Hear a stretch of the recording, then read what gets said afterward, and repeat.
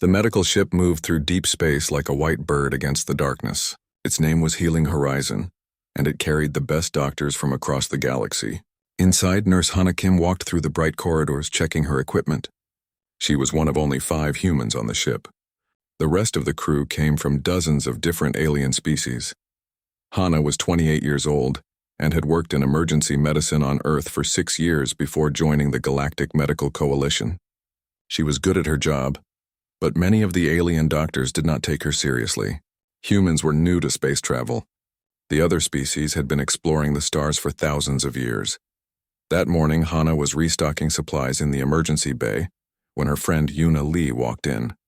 Yuna was younger, only 25, and she worked with the medical machines. Her job was to fix equipment when it broke down. "Did you hear about the shuttle mission?" Yuna asked. "Jiwoo is flying supplies to the ice moon today." Hana nodded. Jiwoo Park was another human on the ship, a pilot who flew the small transport shuttles. She was 32 and had a reputation for being fearless. Some said she was reckless, but Hana knew better. Jiwoo was careful and skilled. "The ice moon in the Telos system?" Hana asked. "Yes, she left an hour ago. Should be a routine trip." Yuna smiled. "Maybe we can have lunch together when she gets back." But it was not routine. 2 hours later, alarms started ringing throughout the ship. Hana was in the cafeteria when the emergency call came through the speakers. "All medical personnel to the shuttle bay. We have a crash situation." "I repeat, we have a crash situation." Hana ran. Her heart pounded as she rushed through the corridors. Other crew members were moving aside, making way for the medical team. When she reached the shuttle bay, she saw Captain Mira Choi standing by the communications console. The captain was 45, a wise woman who served as the human liaison officer. Her face looked worried. "What happened?" Hana asked. "Magnetic storms. Jiwoo's shuttle went down on the ice moon. We're sending a rescue team now." Captain Mira paused. "You need to go with them, Hana. She might need immediate medical attention." Hana grabbed her medical bag and joined the rescue team. The team leader was Dr. Varix Thal, the chief medical officer. He was a Keltharian, which meant he looked like a giant insect with multiple eyes and clicking mandibles. He was brilliant but arrogant, and he had never hidden his opinion that humans were primitive. "Stay back and let the professionals work," Dr. Varix said to Hana as they boarded the rescue shuttle. His voice came through a translator device, making it sound cold and mechanical. Hana did not argue. She sat quietly as the rescue shuttle descended to the ice moon. Through the window, she could see the crash site. Jiwoo's shuttle had smashed into a frozen valley. Metal debris was scattered across the ice. The rescue team landed nearby. The temperature outside was deadly cold, far below freezing. They wore protective suits as they approached the wreckage. Hana followed Dr. Varix and 2 other alien medics to where Jiwoo's body lay on the ice. She was not moving. Her skin looked blue and pale. Her eyes were closed. Hana felt her stomach twist with fear. Dr. Varix pulled out his medical scanner and ran it over Jiwoo's body. The device beeped and flashed red lights. He looked at the readings and made a clicking sound with his mandibles. No neural activity. No cardiac function. Body temperature is 18 degrees below the minimum viable threshold. He stepped back. "She is dead. We will transport the body back to the ship." "Wait," Hana said. She pushed past the other medics and knelt beside Jiwoo. She pulled off one glove and pressed her fingers against Jiwoo's neck, feeling for a pulse. There was nothing, but when Hana leaned close to Jiwoo's face, she saw something the scanner had missed. A tiny cloud of condensation came from Jiwoo's mouth. So faint she almost missed it, and Jiwoo's lips, though pale, still had the slightest hint of pink. Not the gray color of true death. "She's not dead," Hana said. Dr. Varix made an annoyed sound. "The scanner does not lie, human. Your emotional attachment is clouding your judgment. Step aside." "No." Hana's voice was firm. She remembered her training on Earth. She remembered the golden rule of cold water rescue, words her instructor had drilled into every student. Nobody is dead until they are warm and dead. In the freezing cold, the human body could shut down to protect itself. The heart could stop, breathing could cease, but the brain might still be alive, preserved by the cold, waiting for someone to bring it back. Hana tilted Jiwoo's head back, opening her airway. She pinched Jiwoo's nose closed with 2 fingers. Then she took a deep breath, sealed her mouth over Jiwoo's, and blew air into her lungs. What are you doing? Dr. Varix demanded. Stop this immediately. Hana ignored him. She gave 2 breaths, watching Jiwoo's chest rise and fall. Then she positioned her hands on Jiwoo's sternum and began chest compressions. She pushed down hard and fast, counting in her head. 30 compressions. 2 breaths. 30 compressions. 2 breaths. The other medics stood frozen, watching in shock. They had never seen anything like this. In all their thousands of years of advanced medicine, no one had ever tried to manually restart a stopped heart. It seemed barbaric, primitive, impossible. You are desecrating a corpse, Dr. Varix shouted. Security, remove this human from the scene. But Hana did not stop. Sweat ran down her face inside her helmet. Her arms burned with effort. 30 compressions. 2 breaths. She refused to give up. She refused to let her friend die on this frozen moon. She's not dead until she's warm and dead, Hana shouted back. And she's not warm yet. Minutes passed. Hana's arms felt like lead. Her lungs burned from giving rescue breaths. Dr. Varix continued to protest, but no one moved to stop her. Something in her determination made them hesitate. Then, after 5 long minutes, something miraculous happened. Jiwoo gasped. It was a harsh, rattling sound. Her chest heaved. Her eyes fluttered but did not open. She coughed and more ice crystals fell from her lips, but she was breathing. Her chest moved up and down on its own. The alien medics stood in stunned silence. Dr. Varix's scanner began beeping wildly as it detected neural activity. A heartbeat. Signs of life where moments before there had been none. Impossible, Dr. Varix whispered. Hana quickly wrapped thermal blankets around Jiwoo. Get her to the ship, now. We need to warm her slowly and monitor her carefully. They loaded Jiwoo onto a stretcher and rushed her back to the rescue shuttle. During the flight back to the healing horizon, Jiwoo's condition slowly improved. Her skin began to regain color. Her breathing became more regular. By the time they reached the ship, her eyes had opened, though she looked confused and weak. As they moved Jiwoo to the medical bay, Captain Mira met them in the corridor. She looked at Hana with a mix of relief and amazement. What did you do? The captain asked quietly. Hana was exhausted, but she managed a small smile. Something every human learns. Something we call CPR, cardiopulmonary resuscitation. Dr. Varix stood nearby, staring at his scanner as if it had betrayed him. His equipment had declared Jiwoo dead, yet she lived. The human had done something his advanced technology said was impossible. Word of what happened spread quickly through the ship. By evening, every crew member knew the story. The human nurse who brought someone back from death. The primitive technique that worked when advanced medicine had given up. Hana sat beside Jiwoo's bed in the medical bay, watching her friend sleep. Jiwoo's vital signs were stable now. She would recover fully. But Hana knew this was just the beginning. She had challenged the foundation of galactic medicine today, and that would have consequences. Jiwoo opened her eyes fully the next morning. Hana was there checking the monitors beside her bed. When Jiwoo saw her friend, she tried to speak, but her throat was too dry. Hana quickly brought her water. Easy, Hana said gently. You've been through a lot. Jiwoo took small sips. After a moment, she managed to whisper. What happened? I remember the crash, the cold, and then nothing. Then I woke up here. You died, Hana said simply. Or at least everyone thought you did. Your heart stopped. You stopped breathing, but I brought you back. Jiwoo stared at her. How? Before Hana could answer, the medical bay doors opened. Dr. Varix entered, followed by 3 other alien doctors. They all looked at Jiwoo with something like wonder in their eyes. Dr. Varix approached the bed, his multiple eyes fixed on the patient who should have been dead. Pilot Park, he said. How do you feel? Tired, confused, but alive, I think. Jiwoo looked at Hana. Thanks to her. Dr. Varix turned to Hana. His voice was different now, less arrogant. I need you to explain exactly what you did. The council is demanding answers. An hour later, Hana stood in the conference room. Around the table sat the ship's senior medical staff. Captain Mira was there too, along with Yuna, who had been brought in as a witness. On the large screen, several officials from the Galactic Medical Coalition watched from different planets. Dr. Varix gestured to Hana. Please describe your procedure. Hana took a breath. It's called CPR, cardiopulmonary resuscitation. It's a basic emergency technique we learn on Earth. When someone's heart stops, you can manually pump their heart by pressing on their chest, and you can breathe for them by blowing air into their lungs. One of the alien doctors, a tall being with blue skin, spoke up. You breathe into them? You put your mouth on theirs? Yes, it forces oxygen into their lungs, and the chest compressions push that oxygen through the blood to the brain and other organs. It keeps them alive until their heart can start beating on its own again. The room was silent. Finally, Dr. Varick spoke. In 10,000 years of galactic medicine, no species has ever developed such a technique. Once the primary cardiac organ ceases function, death is immediate and irreversible. How is it possible that humans can reverse this?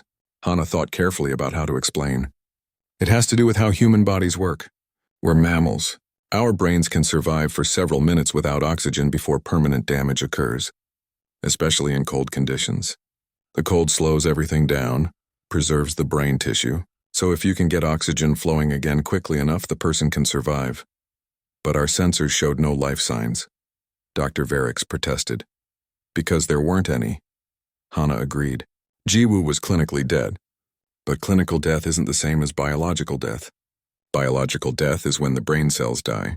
That's irreversible. But clinical death, when the heart stops, that can sometimes be reversed if you act quickly. Another doctor on the screen leaned forward. She was a Vrelian, a species that looked like a walking fish. This is extraordinary. You're saying there is a window of time after death when life can be restored? For humans, yes, and probably for other mammalian species too. On Earth, CPR saves thousands of lives every year. It's taught to everyone, not just doctors. Parents learn it. Teachers learn it. Anyone might need to use it someday. Captain Mira spoke up. Dr. Neese, if I may add something. This highlights an important point. Most species in the Galactic Coalition evolved from reptilian or insectoid ancestors. Their biology is different from mammalian biology. What seems impossible to you might be natural for us. Dr. Neese, the Vrelian doctor, nodded slowly. You're right. Our medical science is based on our own physiology. When our heart stops, cellular death happens within seconds. We never had reason to develop revival techniques because for us, death is immediate. But mammals are different. Dr. Varick looked troubled. How many other mammalian species are in the coalition? One of the officials checked a database. 17 species, including humans. 17 species, Dr. Neese said quietly. And how many members of those species have we declared dead over the centuries, when they might have been saved? The weight of that question hung in the air. Nobody spoke for a long moment. Finally, Captain Mira said, Perhaps Nurse Kim could teach this technique to our medical staff. That way, if this situation happens again, we'll be prepared. Dr. Varick wanted to object. Hannah could see it in the way his mandibles twitched. But he was a scientist, and scientists valued evidence. The evidence was clear. Jiwoo was alive. Very well, he said stiffly.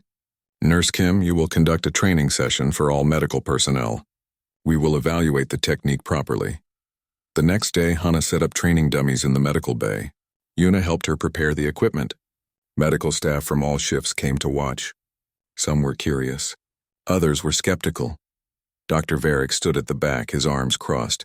Hannah demonstrated on the dummy, showing the proper hand placement for chest compressions. You press down about 5 centimeters hard and fast. The rhythm is important. About 100 compressions per minute. Think of the beat of the song staying alive. The alien doctors looked confused. None of them knew human music. Hannah smiled and counted instead. 1, 2, 3, 4, and then she showed the rescue breathing. Tilting the head back to open the airway. Pinching the nose. Making a seal with the mouth and breathing in. You give 2 breaths, then 30 compressions. 2 breaths, 30 compressions. Keep going until help arrives or the person starts breathing on their own. The alien doctors tried it themselves. It was difficult for them. Their hands were different shapes. Their lungs worked differently. But they learned.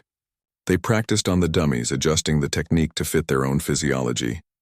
Dr. Neese, who had joined via video link, asked many questions.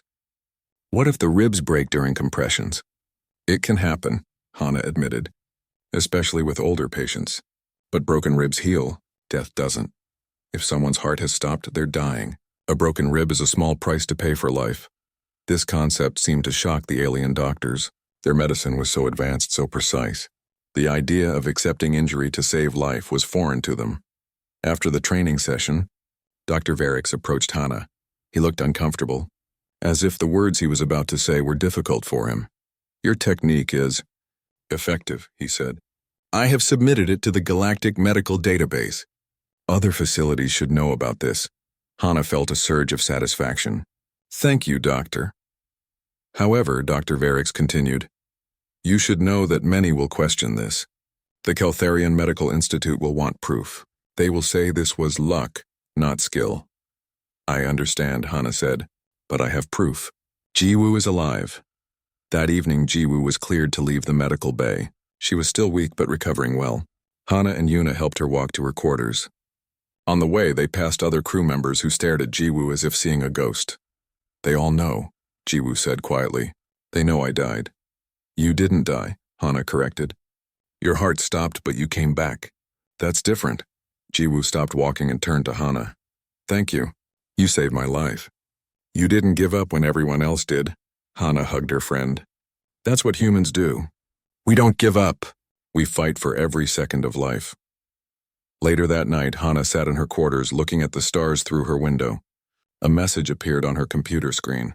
It was from the Galactic Medical Database. Her entry for CPR had been published. Already it had been accessed hundreds of times by medical facilities across the galaxy. She smiled. This was just the beginning. Somewhere out there on a distant world, someone would learn CPR, and someday they would use it. They would save a life that would have been lost.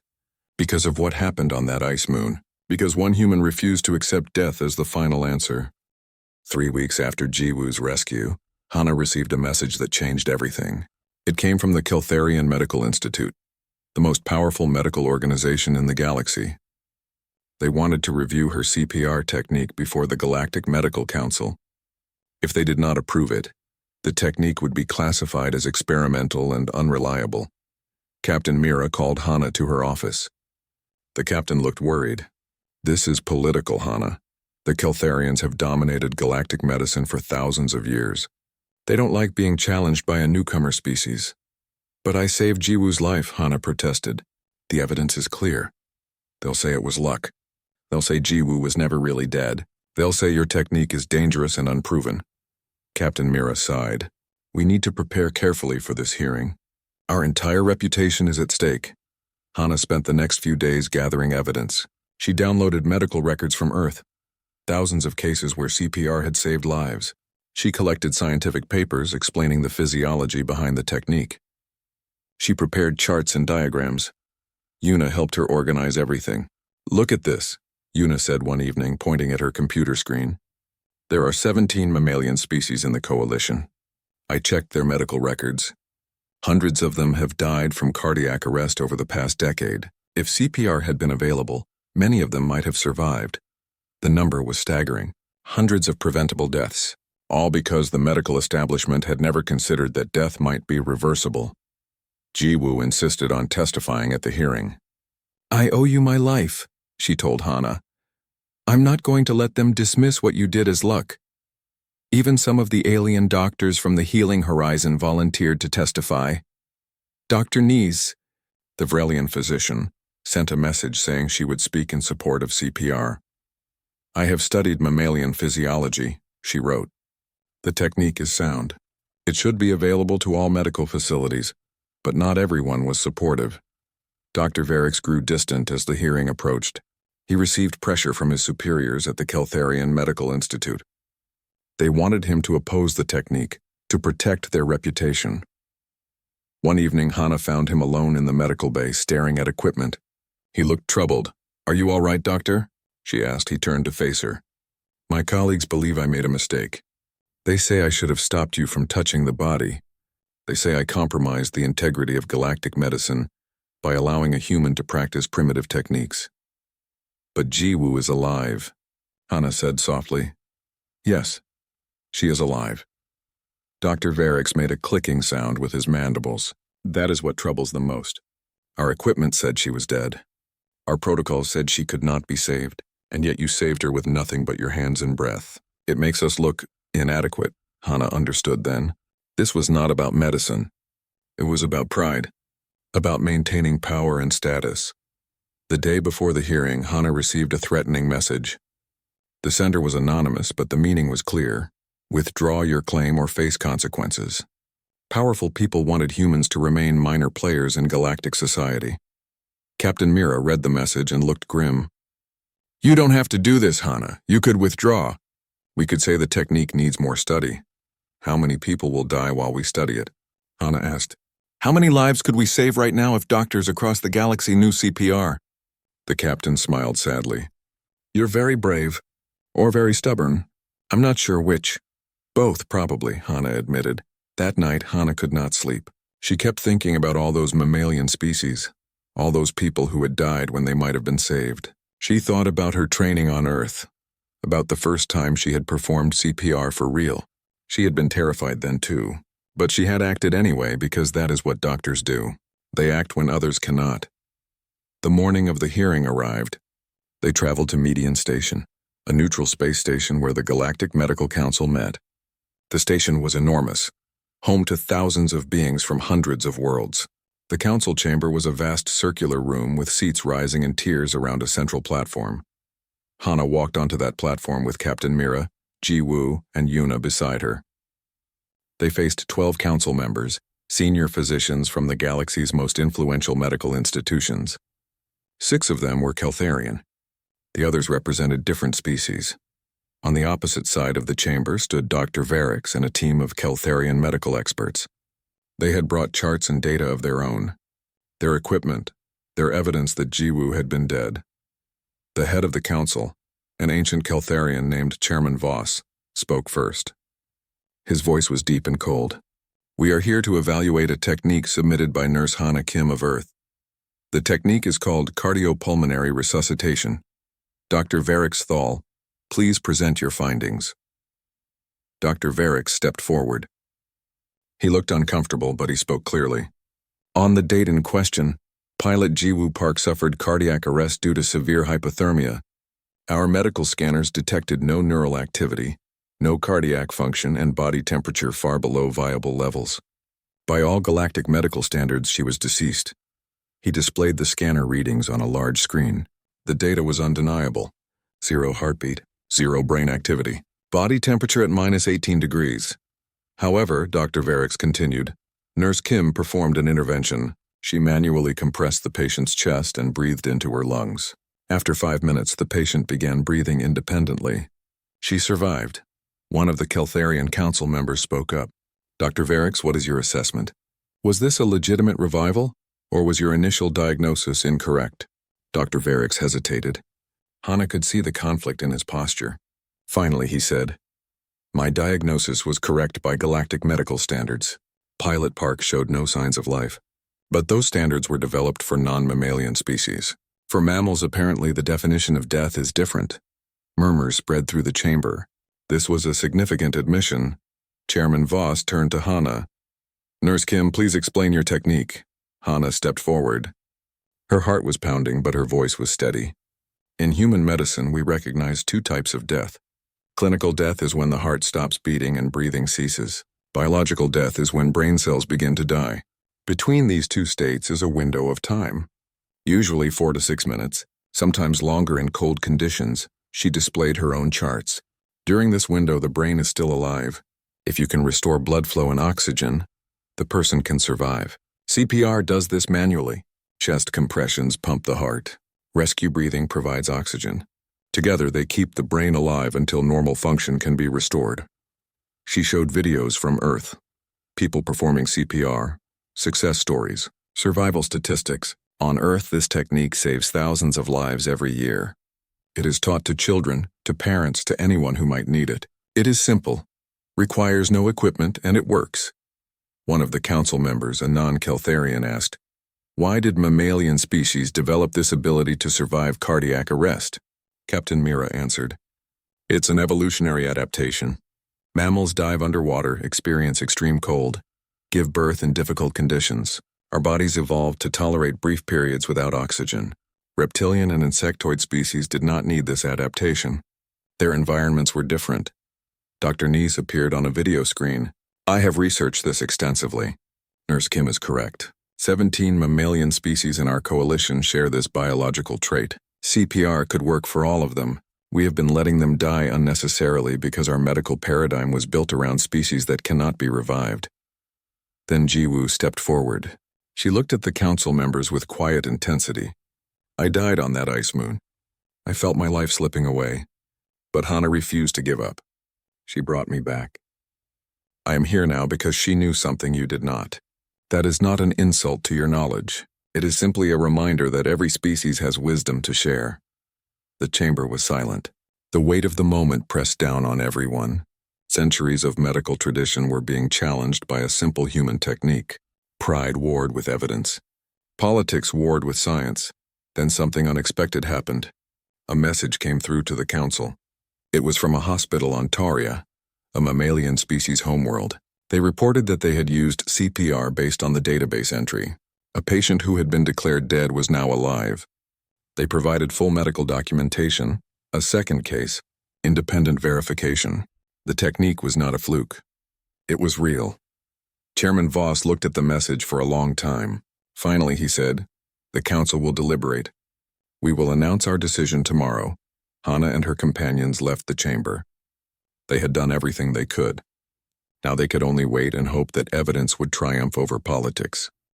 Hana could not sleep that night. She stood by the window in her quarters on Median Station, looking out at the stars. So many worlds out there, so many people who might need help someday. The weight of responsibility felt heavy on her shoulders. A knock on her door broke her thoughts. "It was Captain Mira. Can't sleep either?" the captain asked, stepping inside. "Too much thinking," Hana admitted. "What if they reject it? What if they decide CPR is too dangerous or too primitive?" Captain Mira sat down. "Then we try again. We gather more evidence. We save more lives and prove them wrong. But I don't think they'll reject it." That second case from Toria changed everything. They can't deny proof from 2 independent sources. The Keltharians still have 6 votes on the council, Hana said. They could block this for political reasons. They could. But some of them are doctors first, politicians second. Dr. Varick surprised me today. He could have said your technique was dangerous. He could have supported his institute. But he told the truth instead. Hana remembered the conflict she had seen in Dr. Varick's. The struggle between loyalty to his organization and loyalty to the truth. "He's a good doctor," she said quietly. He just needed time to see past his pride. The next morning, they returned to the council chamber. The room was even more crowded than before. Word had spread about the hearing. Medical professionals from across the galaxy watched via video screens, waiting to hear the verdict. Chairman Voss called the session to order. His ancient face was unreadable. "The council has deliberated through the night. We have reviewed all evidence, consulted with experts, and considered the implications of this technique." He paused. The silence in the chamber was absolute. The vote was 9 in favor, 3 opposed. The council officially recognizes cardiopulmonary resuscitation as a valid medical technique. Relief flooded through Hana. Beside her, Jiwoo grabbed her hand and squeezed. Captain Mira smiled. Yuna let out a breath she had been holding. Chairman Voss continued. "Furthermore, we mandate that all medical facilities serving mammalian species must train their staff in this procedure within 6 months. We are establishing a research initiative to explore whether similar principles can be adapted for non-mammalian species. And we are creating a new position, Director of Emergency Revival Techniques. Nurse Hana Kim, if you accept, this position is yours." Hana was stunned. She had hoped for approval. She had not expected this. I accept. "Thank you, Chairman." The chairman nodded. "You have given the galaxy a great gift, Nurse Kim. Knowledge that was lost to us because we never thought to look for it. You have reminded us that advancement is not just about new technology. Sometimes it is about remembering the simple truths we overlooked." After the hearing, medical professionals surrounded Hana. They had questions, wanted demonstrations, asked for training schedules. Dr. Neese pushed through the crowd to shake Hana's hand. "This is historic," the Vrelian doctor said. "You have changed medicine forever. I want to work with you on the research initiative. We need to understand why this works and how we can apply it to other species." "I would be honored," Hana replied. Through the crowd, Hana saw Dr. Varick's. He stood apart, watching. When their eyes met, he approached slowly. "Congratulations," he said. The word seemed difficult for him. "Thank you, doctor. And thank you for your testimony. You could have opposed this." Dr. Varick's made a clicking sound. "I'm a scientist. I follow evidence, not politics. The evidence was clear. You saved a life that I had declared lost. That is undeniable. He paused. I have a request. I would like to transfer to the research team studying mammalian medicine. I have much to learn, and it seems humans have much to teach. Hana smiled. I think we can all learn from each other, Doctor. The weeks that followed were a whirlwind. Hana traveled to medical facilities across the galaxy, teaching CPR to doctors and nurses of dozens of species. Each location brought new challenges. Different body structures meant adjusting the technique. But the basic principle remained the same. Keep blood flowing, keep oxygen moving, give life a chance to return. Reports started coming in. Lives saved. Patients who would have died now survived. A construction worker on a mining colony. A child who fell into cold water on an ocean world. A scientist who suffered cardiac arrest during a research expedition. Each story reinforced the value of what Hana had shared. Jiwoo returned to flight duty but also became an advocate. She spoke at medical conferences sharing her experience. I died, she would say. I was gone. But Hana refused to accept that. She fought for me. That is what medicine should be. Fighting for every life, never giving up. Yuna received a promotion. She was named Chief of Medical Equipment Innovation, tasked with integrating human medical concepts into alien technology. She developed portable devices that could guide someone through CPR, devices small enough to carry anywhere. Captain Mira watched it all with quiet satisfaction. You've started something important, she told Hana one day. Not just a new technique, a new way of thinking. The galaxy is learning that humans bring valuable perspectives. We're not just newcomers anymore. We're partners. 6 months after the council hearing, the Galactic Medical Coalition held a ceremony.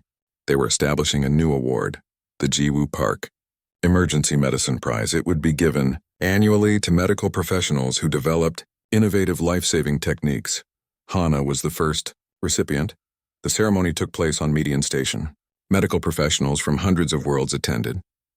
When Hana walked onto the stage to accept the award, she saw Jiwoo in the front row, wearing her pilot uniform with a special medical commendation pin. She saw Yuna, Captain Mira, Dr. Nees, and even Dr. Varick's Chairman Voss presented the award. A crystal sculpture shaped like a heartbeat. This award honors those who refuse to accept defeat, who see possibilities where others see only loss. Nurse Kim, you embodied these qualities when you knelt beside your friend on that frozen moon. You changed medicine not with advanced technology but with determination, knowledge, and hope. Hana accepted the award. When she spoke, her voice was steady. I did not invent CPR. Humans have known this technique for decades. I simply shared it. That is what we all must do. Share our knowledge, learn from each other, and never stop looking for better ways to save lives. She looked out at the audience. Every species here has unique wisdom, unique solutions born from your history and biology. Together, we are stronger than any of us alone. That is the real lesson of CPR.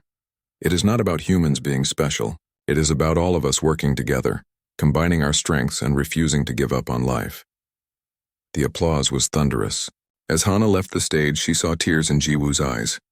Captain Mira was smiling proudly. Even Dr. Varick made an approving gesture with his mandibles. After the ceremony, there was a reception. Hana found herself surrounded by well-wishers. But she managed to slip away for a moment, finding a quiet balcony overlooking the station's central garden. Jiwoo joined her there. They stood together in comfortable silence, watching alien flowers bloom under artificial lights. I still think about that day sometimes, Jiwoo said quietly. The cold, the darkness. I thought it was over. But then I heard your voice, felt air filling my lungs. You brought me back from somewhere very far away. You were not ready to go, Hana replied. Your body just needed a little help to remember how to live. Jiwoo smiled. That's what you gave the galaxy. You reminded them that death is not always final. That with the right knowledge and the will to act, we can bring people back. We can win battles that seemed already lost. Hana looked up at the stars visible through the station's dome. Somewhere out there, someone was learning CPR. Somewhere, a doctor was practicing chest compressions. Somewhere, a life was being saved that would have been lost before. The ripples of that day on the ice moon were spreading across the galaxy. Come on, Jiwoo said, taking Hana's arm. Captain Mira wants to make a toast. Something about stubborn humans changing the universe. Hana laughed and let her friend lead her back to the reception. She had work to do, classes to teach, lives to save. But tonight she would celebrate.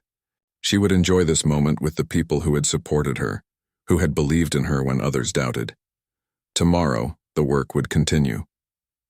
But tonight belonged to hope. 1 year after the Ice Moon incident, Hana stood in the Healing Horizons medical bay, watching a new class of students practice CPR. The students represented 20 different species from across the galaxy. They worked in pairs, taking turns performing chest compressions on training dummies.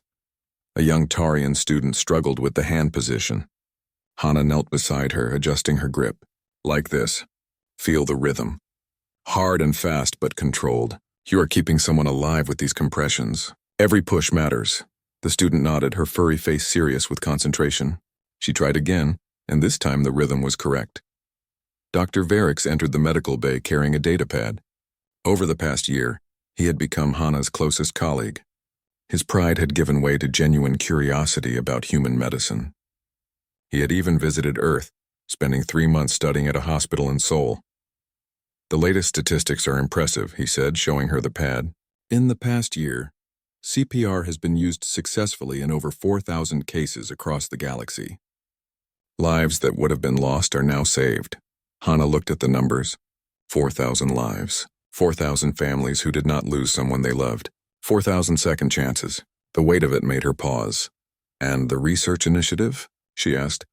Dr. Nice has made significant progress. We have developed modified techniques for 3 non-mammalian species. They are not exactly CPR, but they follow the same principle. Manual support of vital functions during the critical window after cardiac arrest. Hana smiled. This was what she had hoped for. Not just spreading CPR, but spreading the idea behind it. The refusal to accept death as immediate and final. The willingness to fight for those critical minutes. Captain Mira appeared in the doorway. Hana, you have visitors. A family entered the medical bay. They were Taurians, the same species as the student Hana had just helped. The father carried a small child, no more than 5 years old. The mother held flowers, a universal gesture of gratitude. Nurse Kim, the father said, his voice thick with emotion. We wanted to meet you. To thank you. Our daughter drowned 3 months ago. The doctors used your technique. They brought her back. Because of you, she lives. The child smiled shyly at Hana.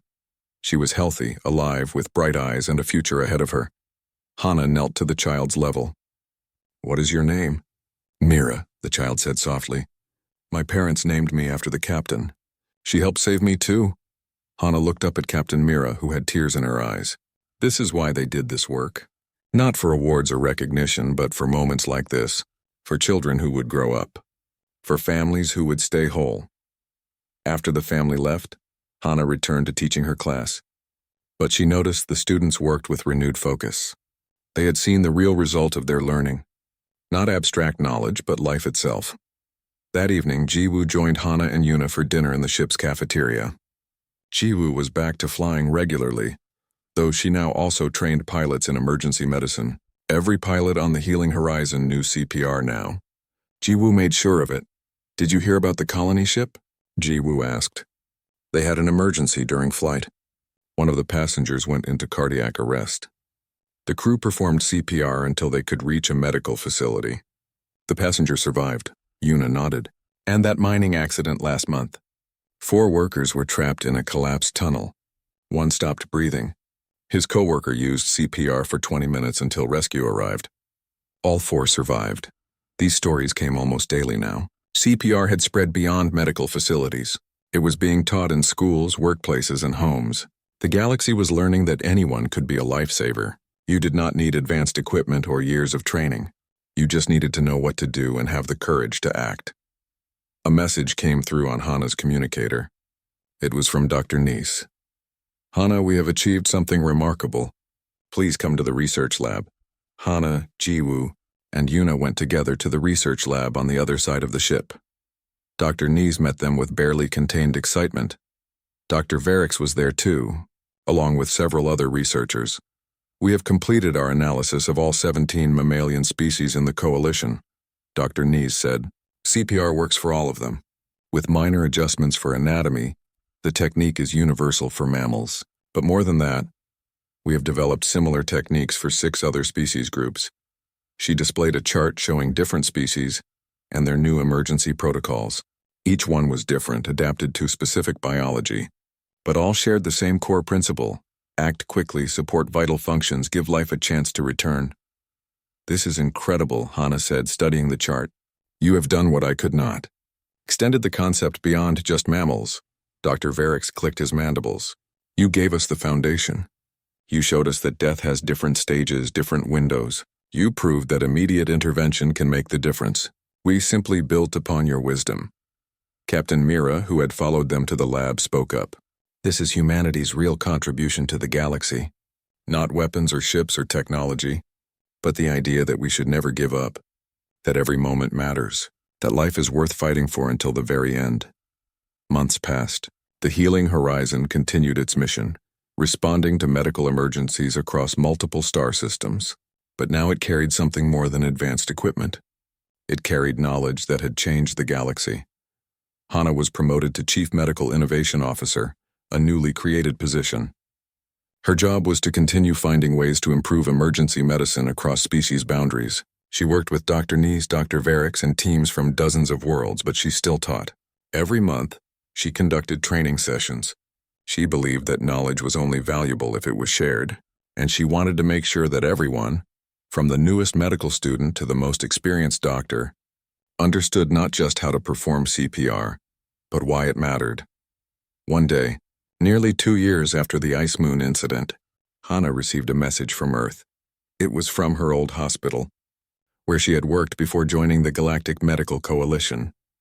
Her former supervisor had written to tell her that they were teaching alien medical students now.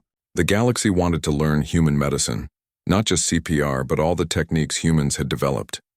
Humanity was no longer the newcomer species. They were teachers, partners, equals. That evening, Hannah stood in the medical bay of the Healing Horizon.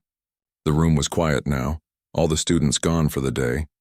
She looked at the training dummies, the equipment, the charts on the wall showing proper CPR technique in 17 different languages. Jiwoo found her there. Thinking about that day again? Hannah nodded. Sometimes I think about what would have happened if I had listened to Dr. Varix, if I had stepped back and let them declare you dead, if I had not trusted what I knew to be true. But you did not step back, Jiwoo said. You trusted yourself. You trusted human knowledge, and because of that, everything changed. Not just because of me, because of everyone who had the courage to try.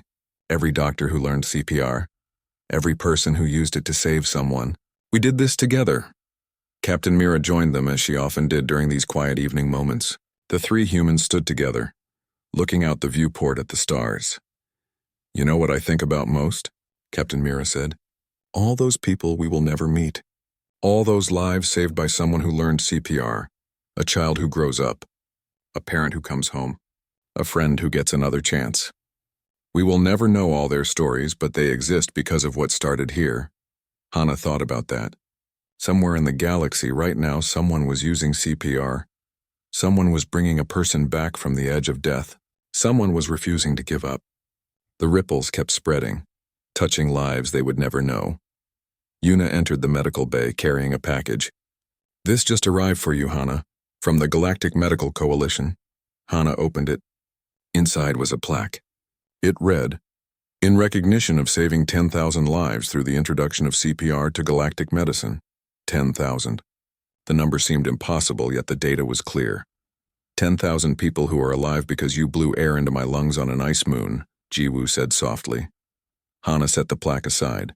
Numbers were important, but they were not what mattered most. What mattered was the principle behind those numbers. The idea that life was precious, that death was not always final. That humans, despite being new to the galactic community, had wisdom worth sharing. The 4 friends stood together in the medical bay, watching as the Healing Horizon moved through space toward its next destination. Somewhere ahead, someone needed help. Someone was waiting for a miracle they did not yet know was possible. And when that moment came, when life hung in the balance, someone would remember their training. They would kneel beside a body that seemed dead. They would place their hands on a chest. They would blow air into lungs. They would refuse to give up, because that is what humans had taught the galaxy, that the difference between life and death is often measured in moments, in the willingness to act when others have surrendered, in the simple, powerful truth that where there is breath, there is hope. And sometimes all it takes to change the universe is one person who refuses to stop fighting. One nurse who knows that nobody is dead until they are warm and dead. One human who understands that life is worth every breath, every compression, every second of effort.